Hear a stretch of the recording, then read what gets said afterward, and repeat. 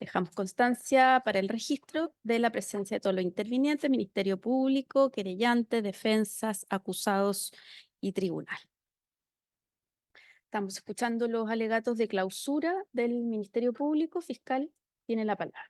Muy buenos días, señor Maestras. Bueno, continuando con lo que hemos tratado anteriormente, vamos a pasar al número 5 de la acusación de la Fiscalía,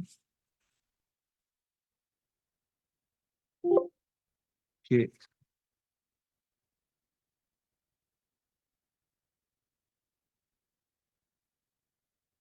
ya.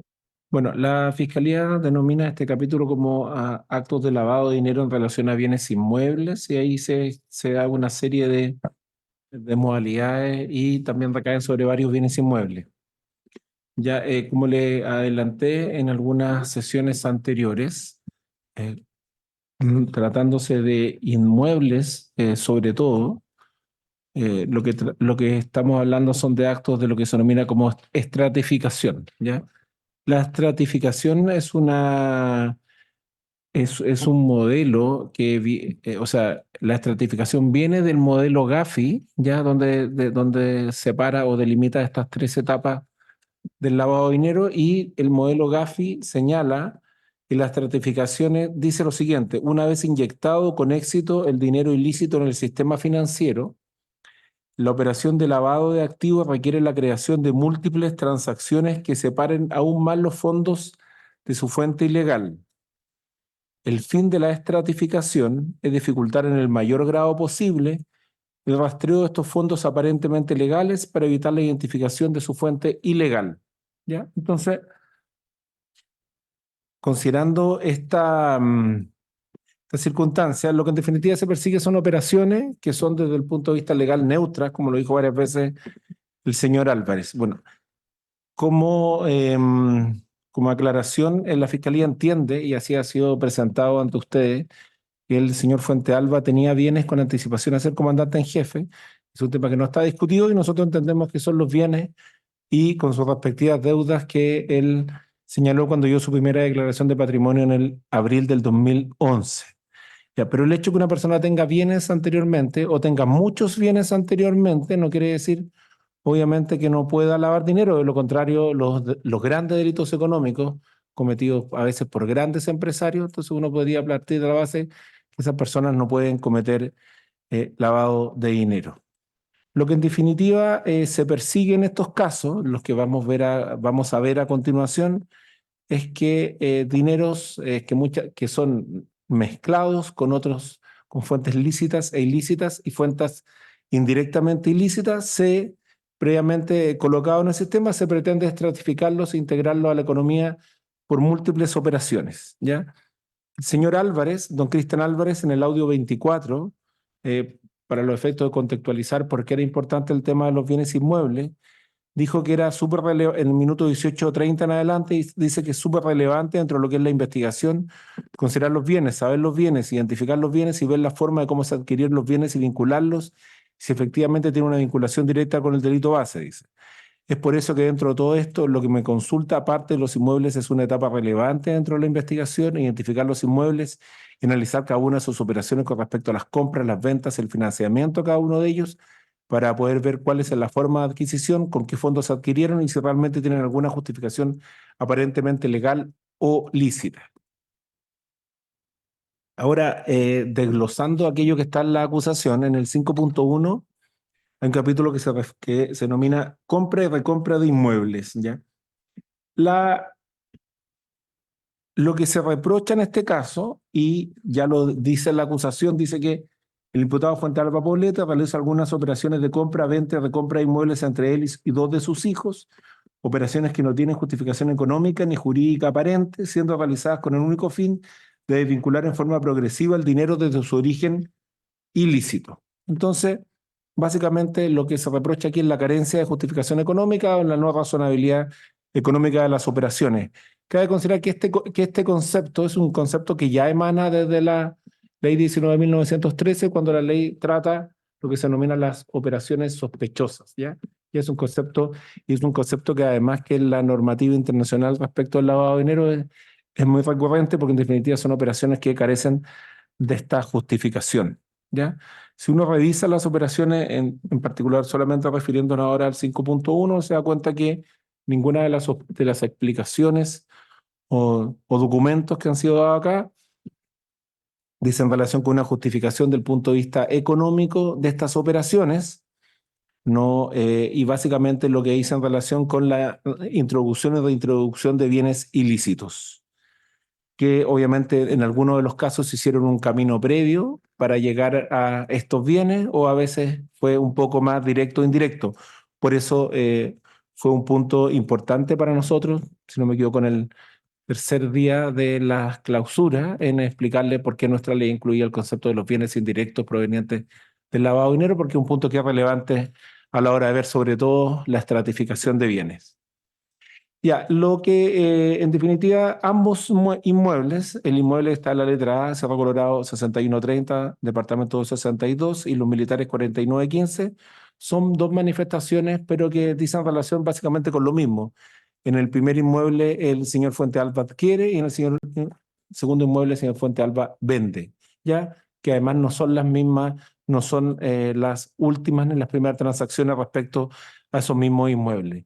Respecto del primer inmueble, que es el inmueble de Cerro Colorado 6130, del cual además se presentó diversa prueba documental que también fue exhibida previamente por la defensa al imputado, la Fiscalía y básicamente don Cristian Álvarez, en uno de los informes que pudo exponer ante el tribunal, se refiere que aquí hay una suma de dinero que se paga por el inmueble, que es distinta a la suma de dinero que en definitiva aparece en las escrituras públicas, ¿ya? Lo cual además es un tema no menor a propósito de las implicancias y obligaciones que significa una escritura pública, sobre todo para la persona que la otorga. El perito, el señor Álvarez, en el audio 28 se refiere a estas operaciones, ¿ya? El audio 28, que es del 27 de noviembre del 2023, el primero explicó otras cuestiones y dice que le llaman la minuto 12:38 en adelante, dice que le llama la atención dos operaciones que tienen que ver con compras, adquisición de dos departamentos, dice él. Él dijo que un departamento que está en Cerro Colorado, él explica que este departamento había sido previamente adquirido por el señor Fuente Alba el año 2008 y luego el año 2011 lo vuelve a vender a uno de sus hijos. El señor Álvarez básicamente lo que hace a propósito de eso, hace un desglose, pero que nada, él explica que lo que él pudo analizar y encontrar la cantidad de dinero traspasada es menor que la cantidad de dinero que estaba contenida en las escrituras, y lo que es más relevante, que él lo explica del minuto 14:47 en adelante, que dice relación con estos bienes directos o indirectos o con la estratificación.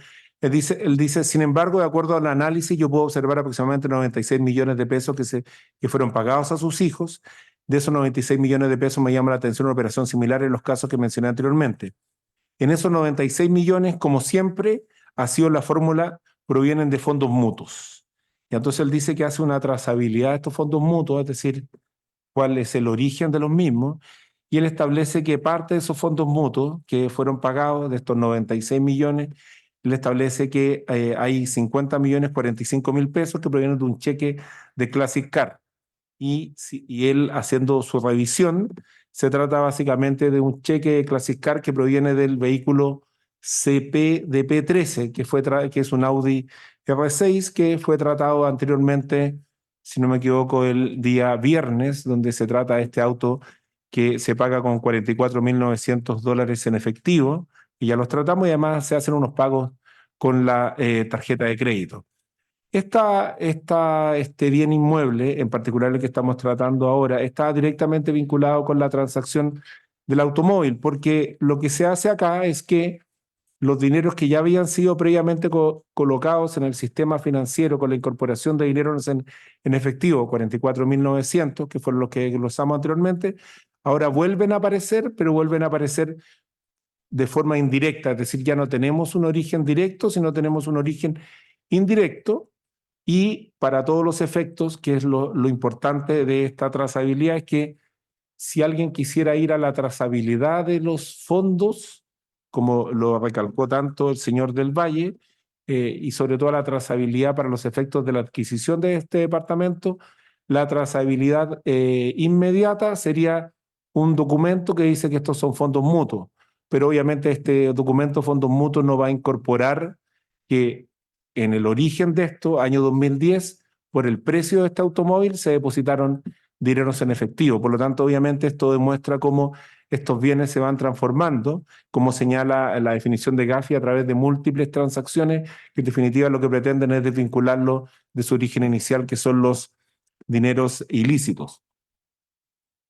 Es cierto que normalmente en estos casos se considera la mezcla, pero en este caso en particular la vinculación es mucho más directa, porque efectivamente uno puede hacer una cierta trazabilidad hasta el ingreso inicial de estos bienes. Lo mismo uno podría señalar en este caso respecto a la parte que se pagó con tarjeta de crédito, que es una parte también donde, como le señalamos anteriormente, eran dineros que eran pagados en parte con pagos por caja de tarjeta de crédito. Es cierto que en este caso también es lo que beneficia al señor Fuentealba de esto, es que hubo un pago con un vehículo que era de la señora Pinochet, si no me equivoco, y este vehículo obviamente se incorporó, pero esto demuestra que, como hemos visto y vamos a ver en muchos de los casos, en lo que hay aquí básicamente son mezcla de bienes, es decir, mezcla de bienes lícitos con mezcla de bienes ilícitos. Y se da porque particularmente cuando hay delito base de delitos contra la probidad o delitos base que dicen relación con la corrupción, normalmente están vinculados a funcionarios públicos, por lo tanto necesariamente se va a tratar de bienes que vienen mezclados. El hecho de que se trate de en contraposición a personas que se dedican completamente a actividades ilícitas, como por ejemplo tráfico de drogas, tráfico de personas, tráfico de especies, tráfico de armas, etcétera, donde obviamente todo el conjunto de bienes en un origen es completamente ilícito, ¿ya? A diferencia en estos casos donde obviamente hay mezcla de bienes y sobre todo además considerando el patrimonio anterior en este caso del matrimonio del señor Fuentealba y la señora Pinochet. El señor Álvarez luego vincula estas adquisiciones, el departamento de Cerro Colorado, con el departamento militar y dice: lo que me llama la atención es que aquí hay una serie de compras y ventas del otro inmueble con sus hijos, comprarlo, venderlo, volverlo a comprar y volverlo a vender. Entre lo que vi, como les puedo señalar, lo que me llama la atención es la inyección de fondos a través de este documento de Automotora Classic Car, 50.045.000 pesos, proveniente y dividido con fondos que no provenían en su mayoría de las cuentas del señor Fuentealba, es decir, hace relación con lo que vimos anteriormente. Ya, bueno, se presentaron ahí diversos documentos, entre los cuales está el documento 96, documento 97, documento 111, que ahí decían relación básicamente con la copia de inscripciones de estos documentos, de estos inmuebles. También se presentó el documento 480, y respecto a estos antecedentes, a ambos inmuebles, también se presentaron el documento 115, documento 422, documento 80, documento 81, documento 82, documento 85. Respecto al primer inmueble, que es el inmueble de Cerro Colorado, también hay una versión que da el acusado ante su señoría, que es una versión que da el 24 de julio del 2023, audio 75 del señor Fuentealba. Él dice que la Policía de Investigaciones se planteó porque le había pagado 96 en circunstancias que debería haber pagado 103 o 104. La razón dice es súper simple, porque no se pudieron cambiar de casa, y Rodolfo me dice: págame solamente esto, y el diferencial lo diferencia, tomémoslos como arriendo hasta que no entreguen la casa para poder cambiarlo. Conforme, no te preocupes, yo no le voy a arrendar un departamento a un hijo.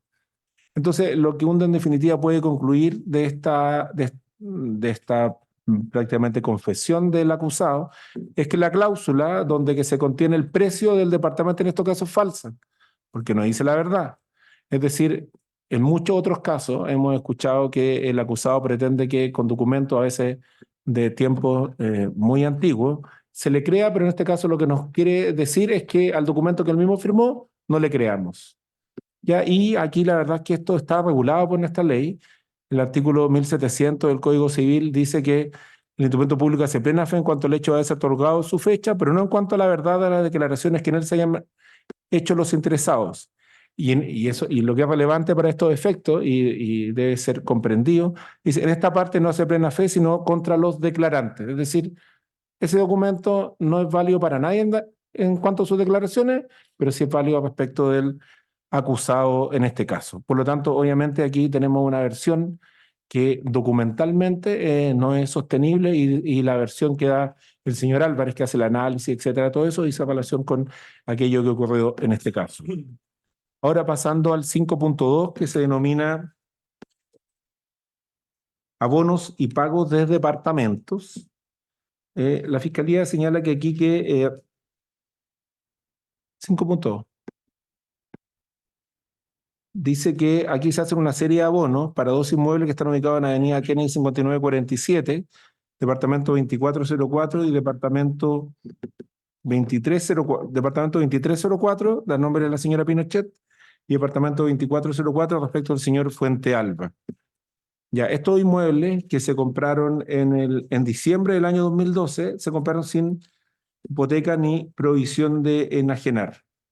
Lo que la Fiscalía cabe considerar, por ejemplo, que el primer departamento, que es el 2304, pese a que estaba en sociedad conyugal con el imputado, no aparece la participación del imputado en esta compra, ¿ya? Y además sabemos que respecto a al patrimonio separado que podría tener la señora Pinochet, este patrimonio no existía de acuerdo a lo que el mismo señor Fuente Alba declaraba cada año ante la Contraloría General de la República. Por lo tanto, no había un patrimonio separado de aquellos que se puede administrar libremente de acuerdo al Código Civil.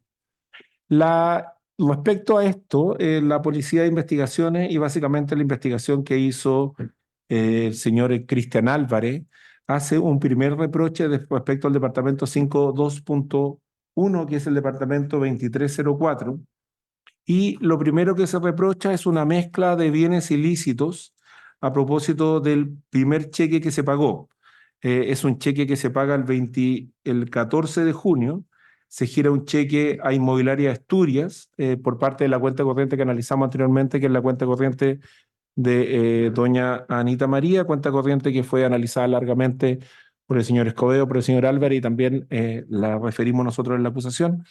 Y lo que pudimos ver en la documento 123, tomo 2, es que este cheque fue, para los efectos de cubrir este cheque, se inyectaron cantidades en dinero en efectivo. Son cantidades que aproximadamente significan un tercio del valor del cheque, es decir, es una cantidad no menor a los efectos de la mezcla. Hay depósito el 30 de mayo, 17 de junio y 8 de junio. Y son dineros que ingresan directamente en dinero en efectivo y que sirven para cubrir este cheque. Es decir, son dineros que provienen del delito precedente, y son dineros donde hay un acto de colocación previo que después se confunden con otros bienes que estaban en la cuenta disponible en ese momento. Esa cuenta tenía 671.084 pesos y se le van incorporando esos bienes. Lo que es relevante además, su señoría, que como sabemos y hemos revisado, esta cuenta no estaba exenta de depósitos previos. Por lo tanto, aquí en definitiva lo que hay es mezcla de dineros ilícitos que se mezclan con otros dineros que ya eran previamente lícitos e ilícitos. Es decir, una combinación que guarda relación específicamente con los fines o lo que se persigue en el delito de lavado de dinero. Acá uno puede encontrar, y esto es a propósito de una cuestión que repitió largamente el señor del Valle, es que es efectivo que en todos los bienes y esto es un comentario general, en todos los bienes que hemos tratado en este juicio hay una trazabilidad documental. Es decir, sabemos quién los compró, dónde los compró, si hubo no crédito, etcétera. Esa cuestión no tiene ninguna discusión, porque además es obvio, porque nosotros tenemos un sistema de adquisición de bienes inmuebles y bienes muebles que necesariamente requiere una trazabilidad documental. Es decir, nadie va a comprar una casa y no se sabe cómo pagó una casa. Eso es cosa de ir a la notaría o al conservador de bienes raíces. Lo mismo pasa con los autos, etcétera. Por lo tanto, el hecho de que tengamos una trazabilidad documental que dé cuenta de cómo se pagaron las cosas, la verdad es que no es más ni menos que los cumplimientos de los requisitos mínimos que establece, por un lado, el Código Civil, y por otro lado, la Ley de Tránsito, el reglamento respectivo respecto al dominio de vehículos motorizados. Su señoría, respecto de esto, el perito Álvarez se refiere en el audio 24, donde hace referencia a estas circunstancias. También se desarrolla en este caso que la disposición de las sumas de dinero que fueron utilizadas para los efectos de esta adquisición simultánea, la verdad es que no son sumas de dinero que aparecen en esos momentos a propósito de, de otros negocios, sino que son sumas de dinero además que ya venían previamente mezcladas y sumas de dinero además que ya venían de maniobras de lavado previas. Lo que se reprocha en este caso, y para ser específico, es la utilización de dineros mezclados que tienen origen ilícito con otros que tienen su origen en el patrimonio anterior, sobre todo del el acusado, ¿ya? Respecto a esto, el don Cristian Álvarez, desde el minuto 27:48 en adelante, dice que le llama la atención un pago de julio del 2011 con bienes con fondos provenientes de un fondo mutuo que en esa oportunidad dice que fue alimentado textual por dos créditos de consumo, se refiere a dos créditos de consumo por 45 millones de pesos. Es lo que él dice que fue lo llamativo dentro de eso para mí desde el punto de vista de la investigación, que el crédito, gran parte del crédito, de las cuotas del crédito, se pagaron por caja y no se pagaron a través de la cuenta corriente, más o menos la misma modalidad que se realizó a través de la tarjeta de crédito. Fueron gran parte del crédito, no se pagó a través de su cuenta ni tampoco con fondos provenientes de la cuenta bancaria. Y sigue el señor Álvarez posteriormente, lo sigue desarrollando esta circunstancia. Él señala que ha analizado el documento 123, tanto de la página, el tomo 1 y el 2, y además analizando la totalidad de las cuentas, estos créditos que se toman para invertir no son pagados, a lo menos en las cuotas que pudieron haber sido pagados, una gran cantidad con fondos provenientes de la cuenta corriente. Respecto a esto, él también se le preguntó a este señor en el audio 841 del Álvarez 24 también. Álvarez le preguntamos, dígame cuando hablamos del dinero que se destina tanto a los pagos del departamento 2304 como 2404 de Avenida Kennedy, ¿qué es posible señalar respecto a dónde provienen esos dineros, tanto inmediata como inmediatamente? Él dice, bueno, 915.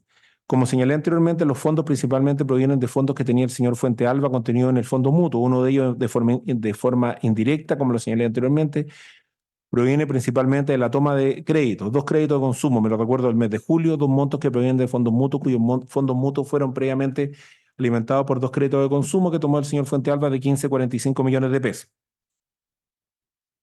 Entonces, si uno revisa la cuenta, se da cuenta que se percibe que en el documento 123, tomo 1, página 76, aparecen inmediatamente, que es la cartola 5 del 11, aparecen dos abonos por crédito por 15 y 45 millones de pesos respectivamente.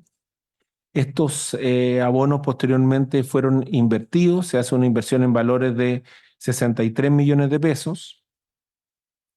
Y después además esto se rescata y se suma con otros dineros para totalizar en definitiva un monto de rescate donde se incluyen los 45, los 15 y otros dineros más de 75 millones de pesos y fracción. Ya, entonces se le pregunta a don Cristian Álvarez, minuto 21:13, que del punto de vista de la legalidad o no legalidad que una persona tome esos créditos. Él dice que es absolutamente legal. Y entonces lo que él empieza a plantear después, minuto 22:51 en adelante, es el análisis real de las operaciones. Es decir, tenemos siempre operaciones legales, pero que en definitiva vienen en el fondo incorporándose dineros ilegales. O sea, son operaciones que son legales desde el punto de vista formal, pero no desde el punto de vista del contenido de esos dineros. ¿Qué es lo que dice Álvarez, minuto 22:51? Dice, bueno, como señalé, las operaciones son absolutamente legales, eso no hay nada que decir, invertir los fondos mutuos, obtener crédito de la banca son operaciones completamente legales, por lo tanto no revisten mayor interés. Desde el punto de vista criminalístico en este instante, sin embargo, al profundizar el análisis de los créditos, es donde había operaciones que realmente me llamaron la atención. Con respecto a ellos, principalmente el pago de las cuotas de cada uno de los créditos se pagaron algunas cuotas, muy pocas cuotas se pagaron a través de la cuenta corriente, con fondos contenidos no se pagarán a través de la cuenta corriente y tampoco con fondos contenidos en esta. Es por eso que para mí la utilización de esta herramienta legal para poder inyectar esos dineros que no provenían de sus fuentes ilícitas.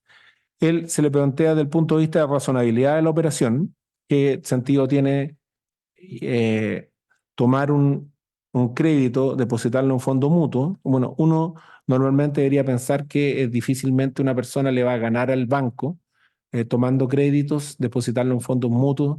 Estamos hablando de fondos mutuos que no son operaciones de riesgo y después ocupar esos mismos fondos mutuos para hacer un pago. La verdad es que, o sea, es como máxima de la experiencia que difícilmente podría una persona ganar eso, salvo que directamente hubiese tratado esto en cuestiones ya especulativas, que no es el caso. Lo que dice Álvarez dice, bueno, normalmente no se suele hacer de esa forma porque al final la mayoría de las personas que solicitan un crédito y se hace directamente el pago a la entidad, en este caso la corredora inmobiliaria que está comprando. Hacer un paso más por un par de días a un fondo mutuo aparentemente podría aparentar que estoy tratando de hacer una inversión para poder obtener alguna rentabilidad.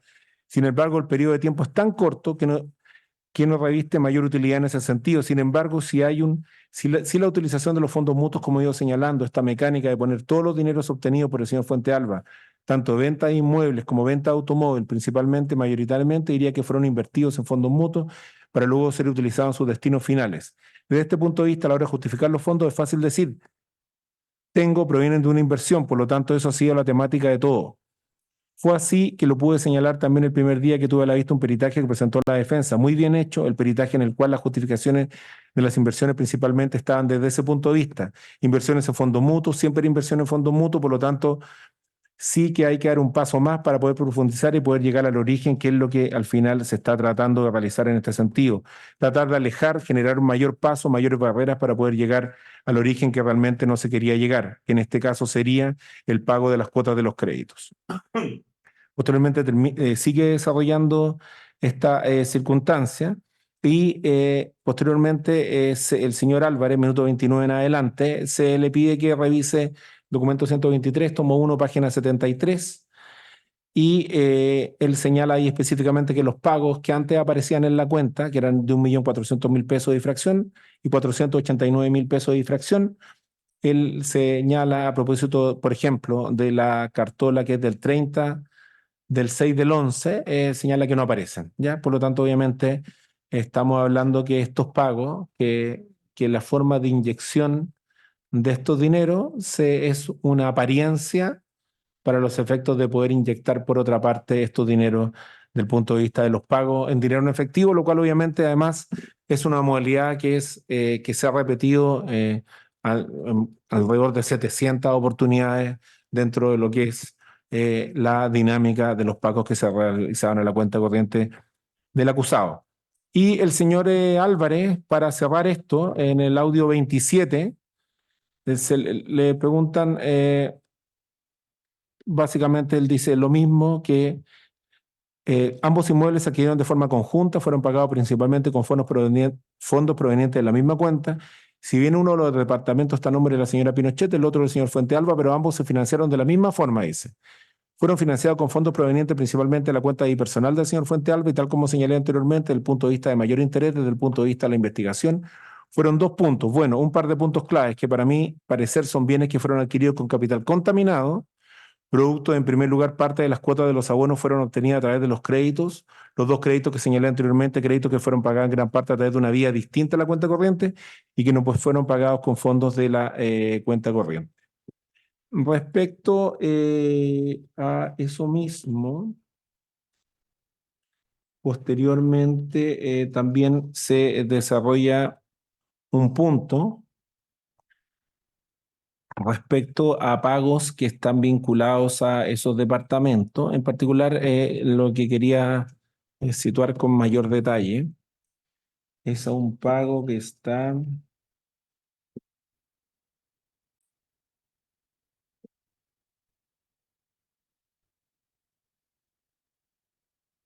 en la página. Me da un segundo, su señoría.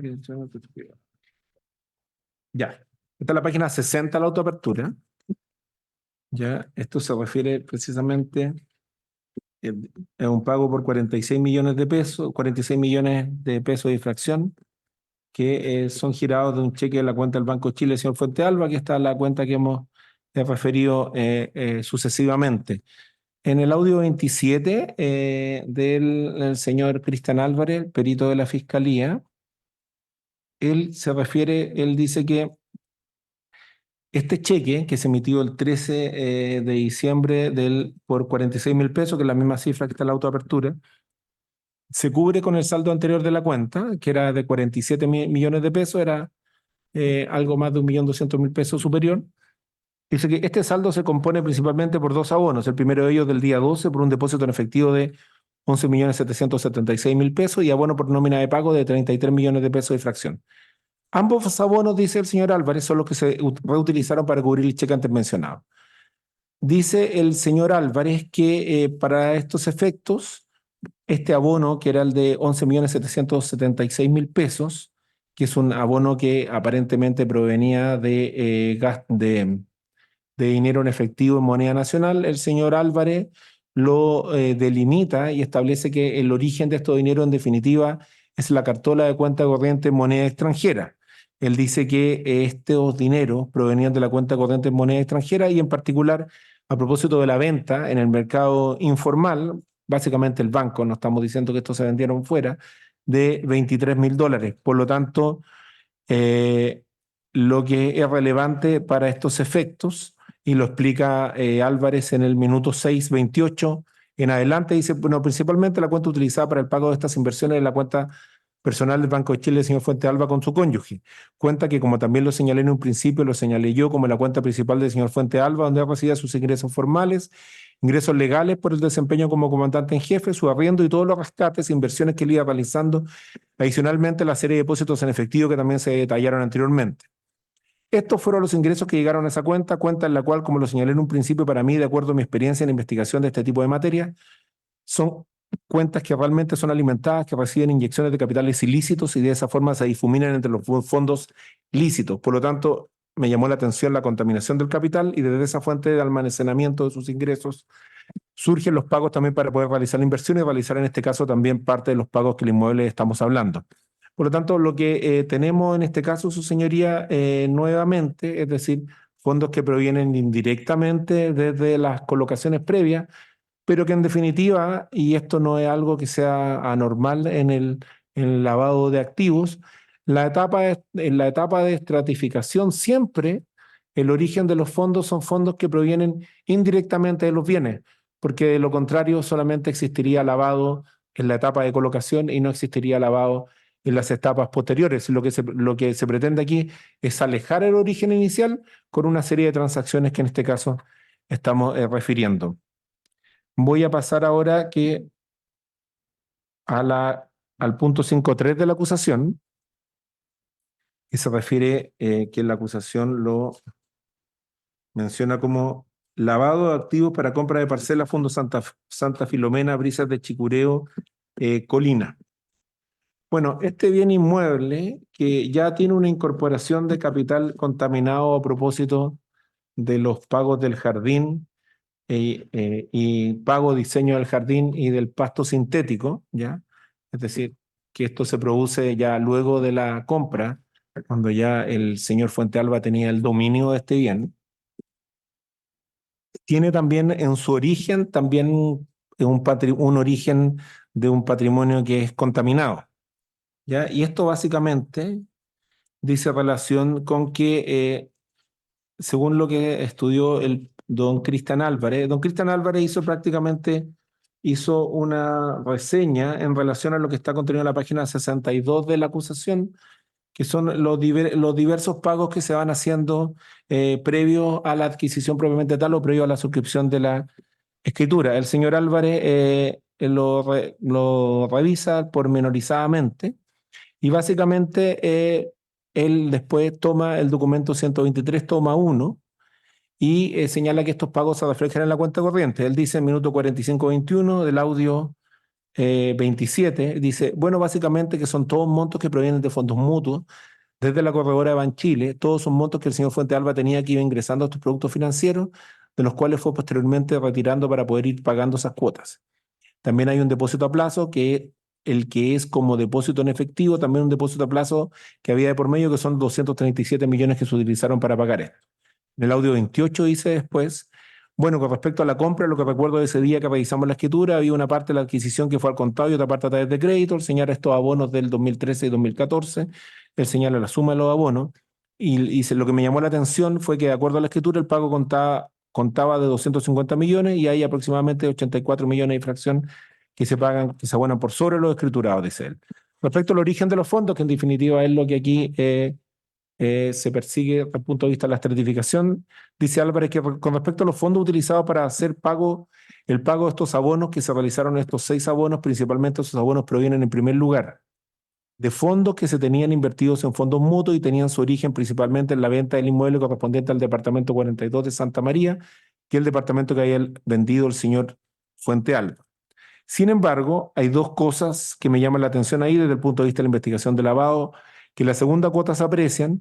Todos los fondos que se obtienen para hacer el pago de estos abonos provienen de fondos mutuos, como ha sido la modalidad del señor Fuente Alba, de tener todo su ingreso de las ventas en fondos mutuos y luego lo utilizan en pago. Pero haciendo trazabilidad de los fondos mutuos en ese abono, en el segundo abono se puede apreciar un crédito de 37 millones que el señor Fuente Alba había adquirido, que se invirtió en fondos mutuos y que estaba considerado entre el rescate que utilizó para ello. Y lo que dice Álvarez, minuto 6.01, audio 28, que de ese crédito 37 millones, alrededor de 3,6 millones de pesos fueron pagados por un método ajeno a la cuenta corriente, es decir, una incorporación de dinero que es distinta.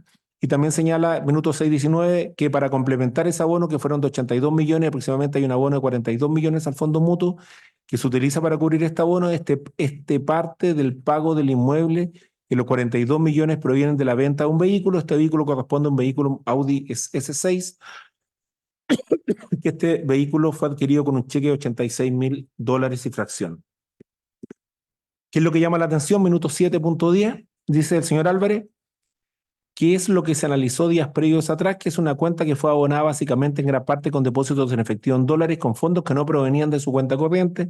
Entonces, hay 2 situaciones, operaciones que se hacen llevar a estos fondos, a estas operaciones que para mí son operaciones que completan una maniobra de lavado de dinero y que terminan en parte del pago de este inmueble. Es decir, lo que pretende señalar el señor Álvarez, que como lo hemos visto en otras ocasiones, que si bien hay una trazabilidad inmediata de estos recursos, porque provienen básicamente de fondos mutuos, que es la modalidad habitual de inversión, en este caso del señor Fuente Alba, si uno se va a la trazabilidad remota de estos recursos, es decir, dónde vinieron en algún momento, dónde aparecieron básicamente la disponibilidad de recursos financieros, uno puede observar, por ejemplo, que en el caso de este cheque de $86.000 que se pagó por un auto que después se vendió, dinero que se depositó y posteriormente dinero que después se depositó, se liquidó y se volvió a invertir, el origen inicial proviene de dineros que dicen relación con los gastos reservados y obviamente una mezcla de dinero lícito, ilícito, etcétera. Por lo tanto, si uno considera esta operación individualmente considerada, uno se da cuenta que hay una cuestión que es extraña, pues si uno considera esta operación en un contexto, como son todas las operaciones de lavado de dinero que se han señalado, son operaciones que obviamente dan cuenta de un modo operandi que es similar, que es una introducción inicial de dinero que al final del día o al final de los años, etcétera, son dineros que tienen un fin aparentemente lícito. Su señoría, respecto de las operaciones 5.4, 5.5 y 5.7, la Fiscalía no va a persistir en la imputación porque creemos que no hemos reunido los antecedentes suficientes. 5.4, 5.5 y 5.7. Sí quiero referirme a la 5.6, ¿ya? La 5.6, que es la última operación que me voy a referir tratándose de bienes inmuebles, que le quiero leer cómo está establecida la 5.6. La 5.6 dice, página 72 de la acusación, dice, compra de bien inmueble 2015 por la señora Pinochet. Dice, el 25 de mayo la imputada Anita Pinochet compra el departamento 1810, bodega 114, estacionamiento 6. Ahí sale la ubicación de Cerro Colorado. Este no es el mismo Cerro Colorado 6130, Cerro Colorado 6036 y aparece una forma de pago, ¿ya? Esta forma de pago, entonces, lo primero que uno puede razonar respecto a este departamento es que los dineros que fueron utilizados, primero que nada, no provienen de la cuenta corriente de la imputada, no provienen de actividades que haya generado la imputada, sino que se tratan básicamente del patrimonio que tiene el imputado, que, como hemos visto largamente, es un patrimonio contaminado. No hay antecedentes contractuales que den cuenta del origen del dinero de la imputada. La operación, hay un... Y además, todo lo anterior dice relación con que para la compra de este bien, que ya se realiza en un periodo donde el señor Fuentealba ya no era comandante en jefe del ejército, se realiza con patrimonios que provenían de patrimonios de dineros previamente contaminados. No ha habido ningún antecedente que se ha logrado vertir en esta audiencia que diga en relación con que la imputada haya tenido un patrimonio que sea anterior al periodo en que el señor Fuentealba trabajó o se desempeñó o ejerció como comandante jefe del ejército. Por el contrario, el patrimonio es un patrimonio que viene contaminado, y esto dice relación además con que la utilización de los dineros que se utilizan para los efectos de pagar este departamento, que se delimitan en la acusación, que dice en relación con pagos de 72 millones, 33 millones, 26, 41 millones, etcétera, dicen dineros con que previamente hayan tenido una serie de maniobras que tenían un origen inicial ilícito, que son los dineros que previamente habían sido incorporados a la cuenta como objeto de la colocación. Respecto al patrimonio de la señora Pinochet, me voy a referir brevemente en particular respecto al número 8 de la acusación. Pero lo que la Fiscalía considera, obviamente, es que en este caso en particular se trata de bienes que básicamente dicen relación con que se invierte y se paga aquello que ya había sido objeto del periodo de sustracción o malversación de los caudales públicos entre el 2010 y el 2014. Ahora bien, como habíamos tratado ya el capítulo 6, tengo que tratar el capítulo 7 y el capítulo 8. Respecto al capítulo 7, se denomina transferencias en que se mezclan dineros ilícitos con dineros provenientes del delito base. Respecto a esto hubo también declaraciones de testigos, declaró el señor Luis Donoso y también declaró el mismo señor Fuentealba, se refirió a esto. Bueno, básicamente de lo que se trata este capítulo.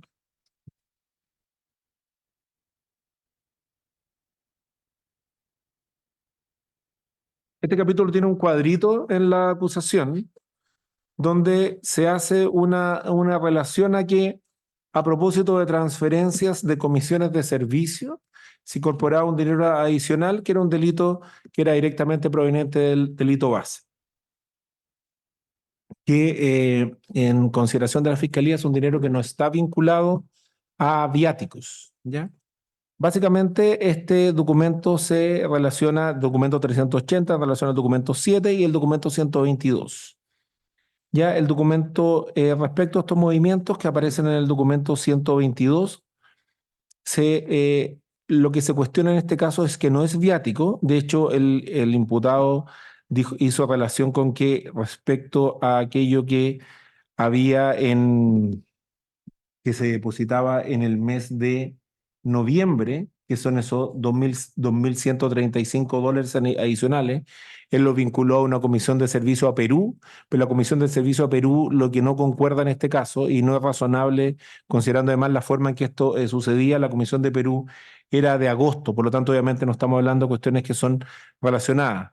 El señor Donoso declaró en el minuto 5:55 de su audio.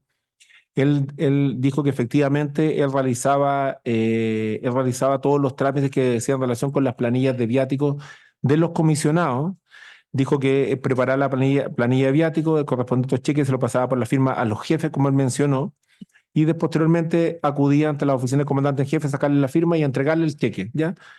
Dice que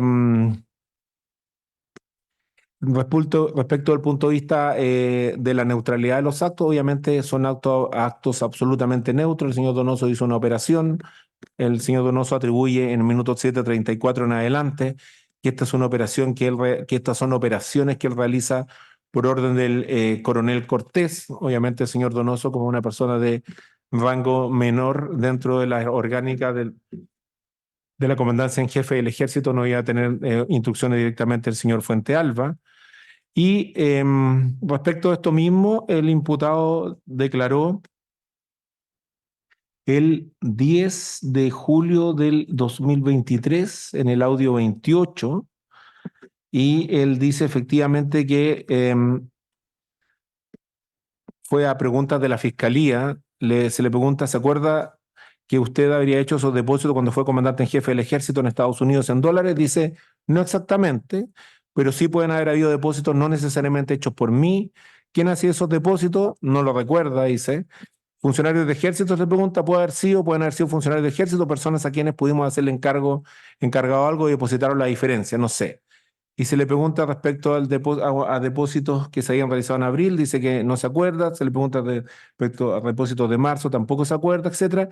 Y en general el señor Fuente Alba atribuyó, no recordó básicamente lo que hizo en relación con depósitos. Sí, dio una explicación respecto a otros depósitos no directamente vinculados con esto, que decían relación con encargos de cosas que él le encargaba a personas que están en el extranjero, y esta gente le hacía una cuestión que además no tiene ningún otro explicación dentro de lo que está vinculado a la cuenta corriente. Para su señoría, lo que me queda a continuación, que no es tampoco, es lo siguiente. Me queda desarrollar el capítulo 8, es que después me queda a continuación desarrollar unos antecedentes respecto de lo que la Fiscalía considera que es prueba indiciaria, y hacer una mención respecto de lo que es el principio del principio de ejecución del delito, y hacer una relación también de lo que es la reiteración del delito, y después terminar al final con unas breves palabras. Eso más o menos es lo que nos queda al final, que todos esos antecedentes que son más bien como de derecho penal parte general, por decirlo de alguna forma, los dejamos para el final. ¿Ya? ¿Quiere hacer un No, receso corto? no, sí, solamente que le quería contar para que eso lo vamos como del esquema que viene aquí en adelante. Ya. Respecto a ¿hasta qué vamos a seguir hoy día en todo caso? Acordado entre 11:30. Ya, perfecto. Yo creo que quizás termine. Quizás pueda terminar, no lo sé. Ya, entonces respecto al punto 8, que son los cambios patrimoniales, bueno, los cambios patrimoniales, en definitiva, como les mencioné anteriormente, los cambios patrimoniales ya dicen relación con los resultados de las acciones previas, tanto de colocación como de estratificación en el patrimonio, ¿ya? Es decir, obviamente están vinculados directamente a lo anterior. Y esto lo voy a volver a repetir a propósito de la reiteración, pero respecto del delito de lavado de activos, lo que uno puede identificar obviamente como operaciones reiteradas son las operaciones de colocación, porque de lo contrario uno tendría a ir repitiendo cuestiones que la colocación inicial obviamente se vuelve a repetir después con la diversificación de operaciones. Ya. Lo que uno puede observar, así a primera vista, es que si uno observa las declaraciones de patrimonio que hace el señor Fuente Alba, esto me refiero a los cambios patrimoniales, con respecto al 2011 y después y respecto a la declaración que hace el 2014, antes de abandonar la comandancia en jefe, y después de abandonar la comandancia en jefe, es que hay un cambio patrimonial que es evidente. Y el ejemplo paradigmático de esto es que la señora Pinochet no tenía bienes raíces cuando el señor Fuente Alba asume, y cuando sale el señor Fuente Alba, la señora Pinochet sí tenía bienes raíces. ¿Sucede algo en el patrimonio de la señora Pinochet? No sucede nada. No hay nada de aquello que pudiese eventualmente generar bienes para una persona, como son sueldos, donaciones, herencias, etcétera. Tampoco hay un incremento. Las acciones que tenía esta TCGE tampoco, de acuerdo a lo que se ha establecido o que alguien ha hecho aquí, hayan tenido un crecimiento exponencial, ni mucho menos, ni tampoco dividendo de ninguna naturaleza, ni tampoco entendemos que se hacían operaciones de especulación en la bolsa con este tipo de acciones. Sabemos además es que respecto al patrimonio en particular de la señora Pinochet, entendemos que lo que fue señalado acá, declaró la señora María Soledad Pinochet, que era una hermana de la señora Pinochet, dijo que todo lo que conocía la acusación no corresponde. Ella dijo que todo esto era legítimo, y ella hizo relación con que lo que ella conocía de un dinero anterior o de patrimonio anterior hacía referencia a un bien inmueble que había sido vendido hace muchos años atrás, que no había sido vendido en este periodo, pero un bien inmueble además respecto del cual la recepción de dinero por parte de la señora Pinochet, si uno calcula que este es un bien inmueble que había pasado, que también era parte de una sucesión, etcétera, no pasó la recepción de dinero más allá de un octavo de ese dinero.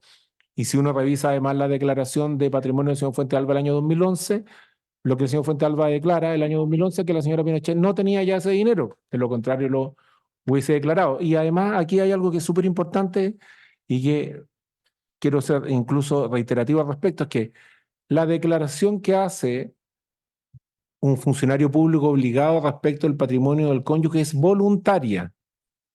Pero si lo declara, tiene que decir la verdad, porque además lo declara bajo juramento. El señor Fuentealba lo declaró voluntariamente, él podía no haberlo declarado y la verdad es que todo este tema sería, no podríamos decir nada nosotros, pero lo declaró y fue insistente en declararlo todos los años de su declaración de bienes. Y lo que sí sabemos, porque él mismo lo declaró, el año 2011, el 2012, el 2013, el 2014 y en las intermedias, es que no habían bienes. Entonces, que ahora se pretenda decir que habían bienes, la verdad es que es un contrasentido contra aquello que fue declarado anteriormente.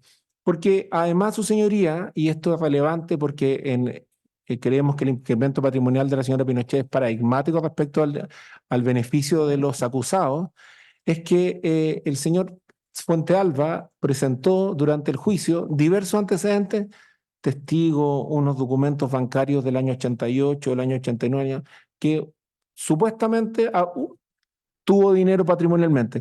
Pero respecto a la señora Pinochet, que en definitiva es la que se da el incremento patrimonial desde cero a 2 departamentos que valen mucho dinero, no se presentó ningún antecedente, ningún documento, salvo la declaración de la señora de la hermana. Por lo tanto, obviamente, lo llama poderosamente la atención eso porque nadie dijo que había dinero en caja fuerte, nadie dijo que había retiro de fondos mutuos. Por lo tanto, obviamente, si uno se va a lo que en este juicio se virtió respecto al patrimonio de la señora Pinochet, lo único que se virtió es que un señor que se llama Fernando López, que era un contratista del ejército, es decir, además era contratista de la misma institución para la cual el marido de la señora Pinochet era comandante en jefe, le mandaba a hacer le compraba comida. Y como mismo dijo la señora Pinochet, es de mal gusto dar boletas, es decir, no sabemos efectivamente qué tipo de pagos se realizaron al respecto, salvo aquellos pagos, poquitos pagos, que son los que están incorporados en la cuenta corriente, que obviamente si alguien encarga unos postres o cierta comida en microondas, eso de ninguna manera significa que una persona se pueda comprar 2 departamentos, salvo que se tratara de un milagro que entendemos que no ha sucedido en este caso, en general no sucede. Su señoría, respecto de entonces lo que uno se presenta en este caso, en particular respecto a la señora Pinochet y que está directamente vinculado al tema del incremento patrimonial, y aquí voy a saltarme un punto de vista ya directamente jurídico, que ya lo mencioné anteriormente cuando le dije que el delito de lavado de dinero tenía que tener dolo eventual, porque si no había una laguna de punibilidad que sería absurda, es que necesariamente la señora Pinochet considera dentro de su conducta el elemento a sabiendas, ¿ya? Es decir, hay un a sabiendas del origen de los bienes.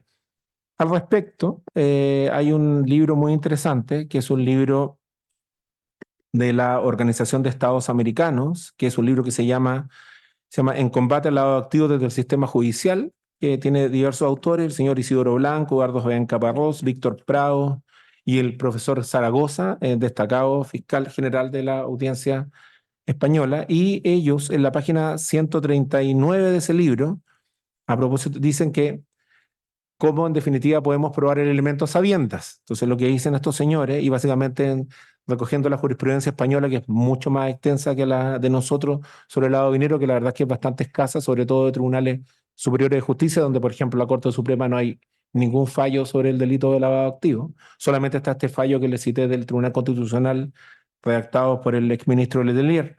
Dice que el sustrato fáctico está integrado por los hechos constitutivos de un delito. El autor ha de conocer aquellas circunstancias fácticas perceptibles por los sentidos, que han de servirle de base para valorar su carácter delictivo. Se trata, al igual que ocurre en los elementos descriptivos del tipo, el conocimiento de los hechos constitutivos de un delito. Ahora bien, puesto que el autor ha de proceder posteriormente a la valoración de tales hechos, cabe plantearse si ha de conocer exhaustivamente todos y cada uno de las circunstancias en las que se producen los mismos. En semejanza con el delito de receptación, no es necesario un conocimiento exacto y pormenorizado del delito previamente cometido. En ese sentido, la jurisprudencia española considera que el delito previo es un elemento de carácter normativo que va más allá de las meras sospechas, suposiciones o conjeturas, sin que sea equiparable el conocimiento exhaustivo pormenorizado del hecho criminal en cuanto a las particularidades o circunstancias de fecha o de lugar. Ya, eso último está en la sentencia del Tribunal Supremo Español del 14 de marzo de 1997. Y por último dice, por tanto, circunstancias tales como tiempo, lugar, formas de comisión, autor, víctima, etcétera, no necesitan ser abarcadas por el conocimiento, aunque sí son conocidas, forman parte integrante del dolo. Esto último es referido al autor Silva Sánchez, Receptación Específica, que es una cita, página 495. Y aquí lo relevante, su señoría, y lo traigo a colación a propósito que, como sabemos, el delito de lavado de dinero comparte con el delito de receptación, las circunstancias que ambos son encubrimientos reales. Y obviamente, cuando uno acude o revisa el delito de lavado de dinero, no necesariamente, disculpe, el delito de receptación, y por ejemplo, sorprenden a un sujeto manejando un auto robado, el sujeto que tiene un auto robado, compra un auto robado, etcétera, y esto lo señalo porque son delitos que comparten la misma naturaleza jurídica, no necesita saber ni dónde se robó, ni cómo se robó el auto, ni cómo amenazaron a la persona, si para los efectos de amenazar a la persona ocuparon un cuchillo, una pistola, la mataron o no la mataron, etcétera. Obviamente si lo conoce, es decir, si por ejemplo sabe que el delito, que el auto fue robado con un robo con homicidio, obviamente añade más lesividad a la conducta. Pero lo que basta para estos efectos son lo que ustedes, su señoría, obviamente comprenden y han revisado en innumerables ocasiones, cuestiones como si la chapa está adulterada, si el auto tiene el nombre de otra persona, si es un auto que obviamente la persona no tenía cómo comprarlo, si hay un vidrio quebrado, etcétera. Cuestiones así, es decir, aquellas que aquí se han dominado como el sustrato fáctico, son aquellas que generan, en definitiva, lo que debe ser conocido en este caso. Y también, a propósito de esto mismo, hay una jurisprudencia del Tribunal Supremo Español que es la 749 del 2015, 749 del 2015, que dice que también dice la sentencia del Tribunal Supremo Español 15 del 4 del 16, plasma también la diferencia entre el dolo eventual y la imprudencia grave, señalando que los supuestos de dolo eventual se incluyen los casos en que el sujeto no tiene conocimiento concreto y preciso de la procedencia ilícita de los bienes, pero sí es consciente de la alta probabilidad de su origen delictivo y actúa pese a ello por serle indiferente dicha procedencia.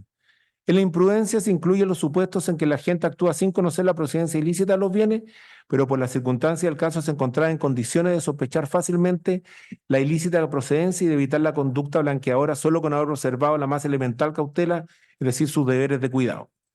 Ya, entonces, lo que uno se puede presentar en este caso es que el sustrato fáctico a la hora de suponer el dolo, y me refiero al dolo de la señora Pinochet, porque el dolo del señor Fuentealba es evidente, considerando todo lo que señalamos el primer día respecto de la posición de él dentro de la jerarquía del Ejército de Chile, es que el sustrato fáctico se refiere en este caso a lectura de los estados de la cuenta corriente, la capacidad de disposición de altas sumas de dinero, el incremento patrimonial, los viajes al extranjero, el pago de viajes, además, el encontrarse en el extranjero en hoteles de lujo, la disposición de autos de lujo para el pago, los encargos para que funcionarios militares realizaran pagos, la disposición de 2 millones de pesos mensuales para los efectos que esto pudiese gastarse.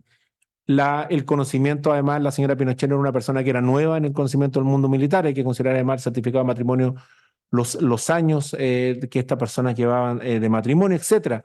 Todo aquello, sin duda, son antecedentes que permiten que cualquier persona, o sea, no puede sino entenderse que la señora Pinochet conocía que estos dineros eran absolutamente ajenos a lo que era el sueldo del señor Fuentealba. Su señoría, al respecto, bueno, hay otra jurisprudencia, hay diversas otras jurisprudencias del Tribunal Supremo Español. Solamente voy a mencionar los números para no ser redundante al respecto: 586 del 86, 1113 del 2004, 228 del 2013, 216 del año 6, 145 del 2000, etcétera. Que nos dan la 974 del 2012, etcétera. Ya, ahora sí, después de este paréntesis que me refería al conocimiento, volviendo al patrimonio, el patrimonio que es lo que trata este número 8, el señor Álvarez se refirió a este tema en general, ¿ya? En su audio 3, que haber sido, si no me equivoco, el primero o segundo día que este señor declaró. Ya. Lo que dice el señor Álvarez, en el minuto 5:43 en adelante, dice que yo, entre los informes que pude confeccionar, me recuerdo que llegó un informe pericial que proporcionó la defensa en aquella oportunidad y que tenía que ver directamente con inmuebles adquiridos por el patrimonio Fuente Alba, en los cuales el perito trazaba y dando la justificación de cada uno de los pagos y abonos. La verdad es que completamente de acuerdo con el perito, esas cosas no se pueden, la trazabilidad documental no la podemos negar. Y dice, ahora quiero detenerme en el sentido que tenemos la otra etapa del lavado. Cuando hablamos de la etapa del lavado, hablamos de integración y que tenemos integrado ya durante todo el proceso de estratificación, que tuvimos una serie de inmuebles que el señor Fuente Alba tiene, de los cuales gran parte obviamente ha pagado con dineros lícitos, pero que vienen totalmente contaminados con estos fondos que le estoy comentando y aparecen lícitos, que es la justificación que dio con su perito, porque tiene justificación desde el punto de vista que yo les digo, pero la verdad es que con esa metodología de poder inyectar los capitales a través del fraccionamiento, se cumple el objetivo de lo que es el lavado de dinero, que es ocultar y disimular y darle una apariencia de legalidad a los bienes provenientes de un origen ilícito. La verdad dice que por mi experiencia, igual todo el tiempo que yo llevo investigando, son 15 años investigando de crímenes organizados, no es por comparar aquí nada, pero bandas de narcotraficantes, gente que tiene relación con delito de corrupción pública o distintas etapas cuando hablamos de la etapa del lavado de dinero, porque siempre vamos a la formación, etcétera. Y él dice, minuto 11:36, 11:36, el lavado de dinero se da como manual. Si yo a alguien le explico cuáles son las etapas del lavado y cómo se ejecutan, voy paso a paso en estas etapas en que se están dando acá y creo que será una charla didáctica, pero perfecta en un curso de formación de lavado activo. Recordemos también, que no lo tengo anotado dónde fue, esta analogía o como parábola o fábula que dio el señor Álvarez respecto a este chanchito donde le explicaba a los hijos cómo se sabía o no el origen de los dineros. Y él dice, minuto 12:03 en adelante, dice, es muy particular porque fue bastante riguroso el tema de la colocación y fue difícil de detectar. Hasta nosotros mismos nos cuesta detectar operaciones de este tipo porque se cumplía todo el objetivo de lo que es la disimulación y el ocultamiento, porque fue muy difícil.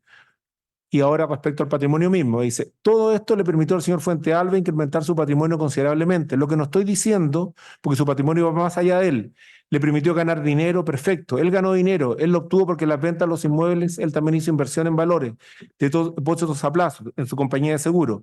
Todo eso son productos financieros que le dan un fruto, que le dan una rentabilidad que él efectivamente le permitió realizar muy buenos negocios. Eso no lo puedo negar, efectivamente, pero son negocios con las ayudas de estas inyecciones de capital que le permitieron a él disponer de fondos legales para poder realizar cada una de estas inversiones. Respecto a esto mismo, también al patrimonio familiar, también se refirió Guillermo Castro, que era hasta el jefe del equipo investigativo. Castro dice en el audio 9, que dice, se pudo determinar que el patrimonio con el que contaba el señor Fuente Alba era insuficiente para realizar todas las operaciones que realizó de compra de vehículos, de inmuebles, de inversiones, ¿cierto? En definitiva, en el transcurso de la investigación se pudo determinar además con el uso que se realizaba de este dinero dicho por mismos funcionarios que eran colaboradores de él relacionados a los gastos de la casa, el que él vive el comandante en jefe, el tema de la fundación para gastos personales que él tenía. Como yo anteriormente dije, y que eso se fue corroborado con diligencias policiales que se fueron a hacer en dichos lugares, que obviamente no correspondían a situaciones que uno pudiera asociar a gastos relacionados a seguridad externa.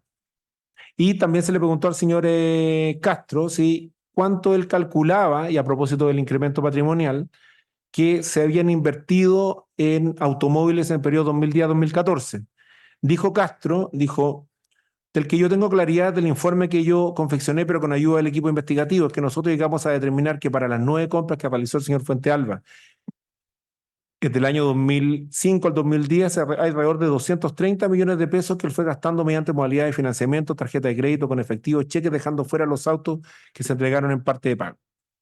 Ahora bien, al respecto, una de las cuestiones que fue mayormente consultada por parte de la defensa y también fue señalada por el acusado como prácticamente un documento que excluía cualquier posibilidad de lavado de dinero, el documento es el informe 8 del Servicio de Impuestos Internos, que está contenido en el informe, en el documento 179 del Ministerio Público.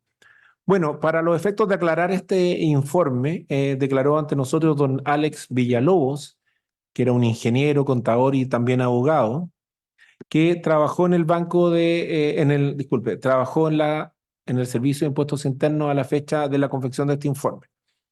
Y en lo que es importante, porque no le quita credibilidad al informe, pero sí lo sitúa en el contexto real en que tiene que ser analizado este informe número 8. Y dice el señor Villalobos, dice, minuto 0:51 en adelante de su declaración audio 3, dice, esto puede tener una distorsión en cuanto al patrimonio, que el patrimonio aquí no refleja si eventualmente una persona tiene caja o efectivo. Obviamente el servicio no tiene esa información, eventualmente saldos contables en cartola bancaria, no está esa información. Por lo tanto, por eso señala que este patrimonio lo que busca es ver una tendencia con respecto a lo que tiene el contribuyente a una fecha determinada, es decir,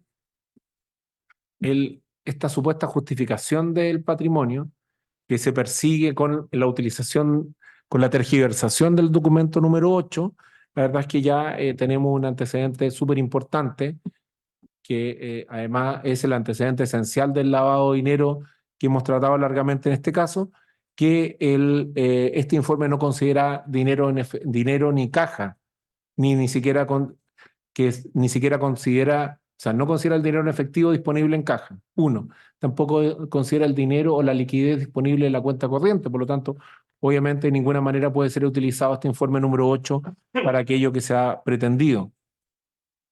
Él dice que en el año 2010 se sacó una foto de 1.200 millones y en el año 2016 la foto era de 1.450 millones de pesos. Él también atribuye algunos temas relacionados a la venta de inmuebles.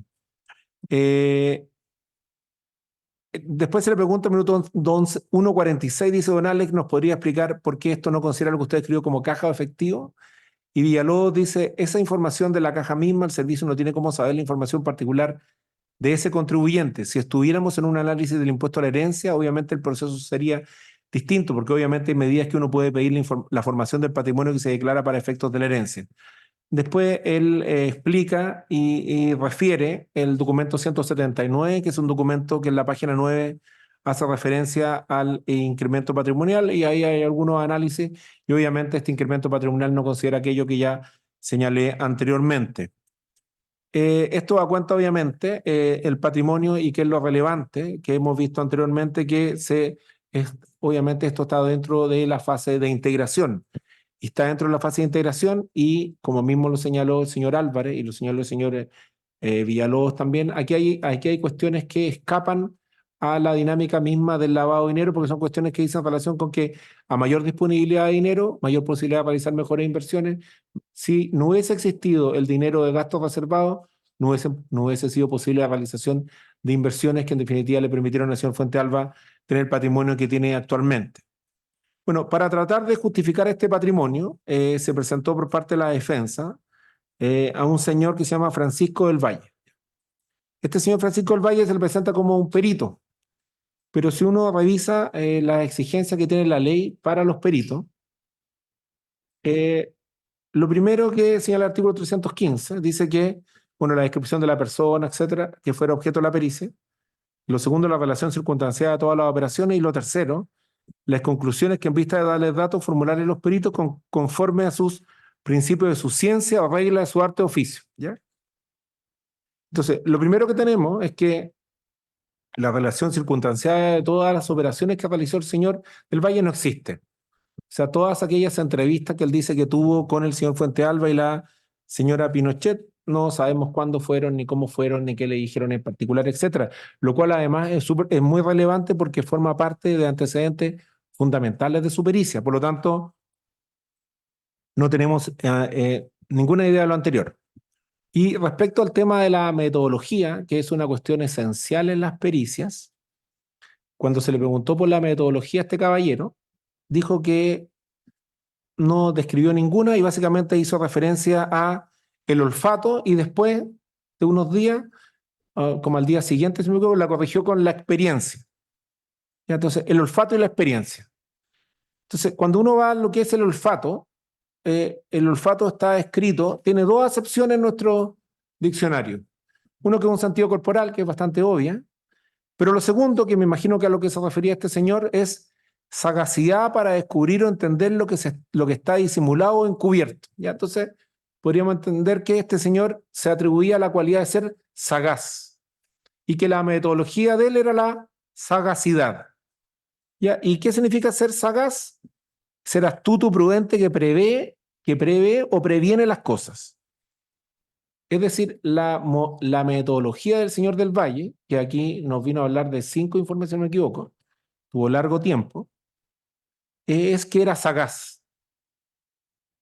Es decir, lo anterior, su señoría, bastaría para los efectos de que una prueba de esa naturaleza es absolutamente irreproducible a la hora de generar conclusiones porque no reúne las características mínimas de una pericia. De hecho, la profesora Marina Gascón, que tiene un libro muy interesante que se denomina Estándares de prueba y prueba científica, eh, el libro se denomina Estándares de prueba y prueba científica y hay un artículo que se denomina Prueba científica, un mapa de retos, página 191 de la profesora Gascón. Dice, la admisibilidad es el control de entrada de la prueba en el proceso. Controlar que los informes periciales admitidos al proceso tengan un sólido fundamento científico es de un interés epistémico máximo, pues dicho control aspira a dejar a la pseudociencia, la sagacidad es una pseudociencia, ciencia, fuera del ámbito de las decisiones judiciales. Y si uno se va al tema ya mayor, ya, imaginemos, obviemos que el señor del Valle tenía metodología. Ya. Entonces tendríamos que entrar a ver si el señor del Valle sabía de aquello para lo que estaba declarando. De lavado de dinero no tenía idea de nada. O sea, pero de nada. O sea, yo creo que o sea, ni en un examen de pregrado sobre lavado de dinero era aceptable el nivel de conocimiento que tenía este señor. ¿Y qué es lo que tenía el informe? El señor se atribuía el carácter de comentarista de las resoluciones judiciales de la ministra Rutherford, porque eso es lo que comentaba, y desdeñaba además la cualidad de la ministra respecto a su informe, y también obviamente hacía crítica al trabajo de la fiscalía, lo cual la verdad es que da lo mismo, porque si no sabía nada de lavado, obviamente sus posibilidades de hacer una crítica certera eran bastante escasas. Y lo que es increíble es que, por ejemplo, en el informe 7, el perito prácticamente lo leyó completo. Eh, de hecho, en muchos de los informes, como en el informe 8, ni siquiera se sabía el título del informe. O sea, yo es primera vez que me toca que le refresque en memoria a un perito con el título del informe. O sea, ni siquiera se sabía el título del informe. O sea, es decir, si una persona no se sabe el título del informe, ¿qué queda para el contenido del mismo? Por lo tanto, si uno revisa en general, de partida el perito leyó el informe completo, ¿ya? Lo cual obviamente fue motivo de controversia e incidentes por parte de la Fiscalía. Y para evitar esta cuestión, lo que la Fiscalía optó derechamente es que le entregamos mejor el informe para hacerle preguntas al perito, porque si no, esto quizás todavía estaríamos refrescándole memoria al perito con las preguntas que él estaba haciendo a la Fiscalía. Pero lo que uno se da cuenta en general de los informes del perito es que no tienen metodología, el perito no tenía idea sobre el lavado de dinero y tampoco hizo un resumen sobre las operaciones realizadas, por lo tanto un peritaje que carece de todo, carece de un mínimo valor científico, por eso creo que lo que declaró el señor del Valle acá ni siquiera puede ser llamado el perito del Valle, el contador del Valle que vino aquí a leer unos documentos que no tienen valor alguno de ninguna naturaleza. Su señoría, quiero pasarme a otro punto. Disculpe que esté un poco. Son temas que se fueron quedando en el alegato. Sí, Hagamos un receso, 10 minutos de receso y volvemos. ya.